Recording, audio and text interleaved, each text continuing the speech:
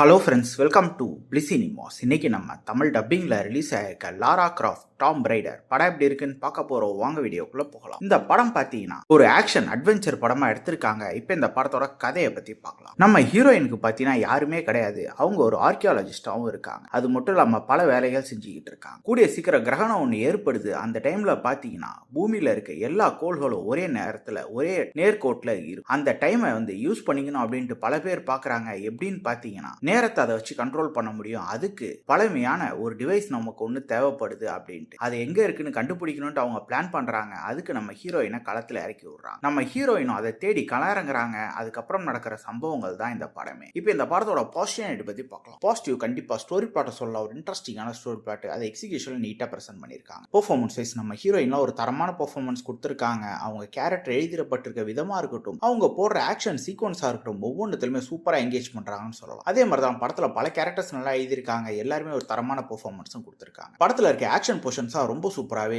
இருக்கு. அது மட்டும் இல்லாமல் இந்த படம் பார்த்தீங்கன்னா 2001 வந்த படம். அன்னைக்கு டேட்டுக்கே பார்த்தீங்கன்னா விஎஃப்எக்ஸ் சிஜிலாம் சூப்பராகவே பண்ணியிருக்காங்க. அன்னைக்கு டேட்டு கண்டிப்பாக ஒர்த்துனே சொல்லலாம். நம்ம ஹீரோயின் பறந்து பறந்து சண்டை போடுற காட்சிகளாக இருக்கட்டும், இந்த மாதிரி பல காட்சிகளை சொல்லலாம். எல்லாத்துலேயுமே நீட்டாகவே ப்ரெசென்ட் பண்ணியிருக்காங்க. படத்தில் வர ட்விஸ்ட் அண்ட் டர்ன்ஸ் நல்லாவே இருக்கு. அதே மாதிரி இவங்க மெயின்டைன் பண்ணியிருக்க சஸ்பென்ஸ் ஃபேக்டரும் சூப்பராகவே இருந்தது. டெக்னிக்கலி படம் நான் ஆல்ரெடி சொன்ன மாதிரி சவுண்டாகவே இருக்காது. Cinematography, sound effects, BGM, VFX, சிஜின்னு எல்லாத்துலேயுமே அல்டிமேட்டாகவே பண்ணி கொடுத்துருக்காங்க. ஸ்க்ரீன் பிளேஸ் பார்த்தீங்கன்னா ஒரு எங்கேஜிங்கான ஸ்க்ரீன் பிளே தான் எழுதி எடுத்திருக்காங்க. கண்டிப்பாக பல போர்ஷன் நமக்கு எங்கேஜிங்காக இருக்கு. இவங்க சொல்ல வந்திருக்க கான்செப்டும் சூப்பராக ஒர்க் அவுட் ஆயிருக்கு. கண்டிப்பா இந்த படம் ஒரு நல்ல படம் தான். எல்லாருமே பார்த்து என்ஜாய் பண்ணலாம். இந்த படத்துக்கு IMDbல 5.8 கொடுத்திருக்காங்க. நம்ம இந்த படத்துக்கு 6.5 கொடுக்கலாம். படத்துல அடல்ட் கண்டென்ட் இருக்கு. ஸோ ஃபேமிலியோட ட்ரை பண்ணாதீங்க. இன்னொரு வீடியோல சந்திக்கலாம். தேங்க்யூ.